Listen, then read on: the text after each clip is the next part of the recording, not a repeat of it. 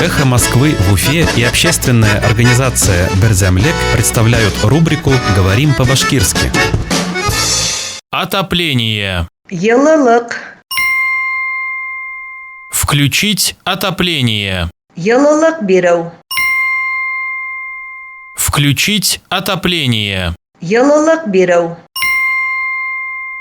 Администрация Уфы пообещала включить отопление 22 сентября. Өфө хакимияты 22 сентябрда йылылык бирергә вәгъдә итте. Администрация Уфы пообещала включить отопление 22 сентября. Өфө хакимияты 22 сентябрда йылылык бирергә вәгъдә итте.